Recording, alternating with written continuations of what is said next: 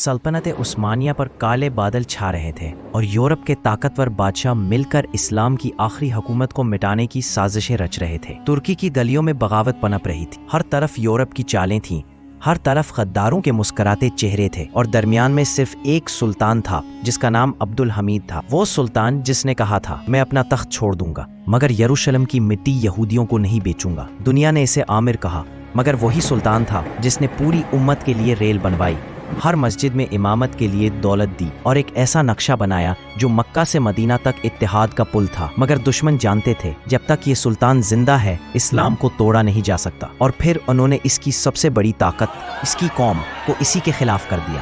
اس کے اپنے وزیر، اس کے اپنے امیر سب بک گئے اور سلطان عبدالحمید کو تخت سے اتار کر جلاوطن کر دیا گیا۔ مگر برسوں بعد جب عثمانی سلطنت گر گئی اور دنیا نے آنکھیں کھولی تو سب نے جان لیا جسے عامر کہا گیا تھا وہ تو آخری محافظ تھا، ایک ایسا سلطان جو نماز کے بعد نقشے پر جھک کر امت کی حفاظت کی دعا کرتا تھا۔ سلطان عبدالحمید چلے گئے مگر ان کے آخری لفظ رہ گئے، میں ہارا نہیں، میں نے امت کے لیے خود کو قربان کر دیا۔ اور اس طرح یہ آخری محافظ بھی اس دنیا سے رخصت ہو گیا، مگر اس کی روح آج بھی ہر مؤذن کی آواز میں گونجتی ہے۔ اس آخری محافظ کے بارے میں آپ کی کیا رائے ہے؟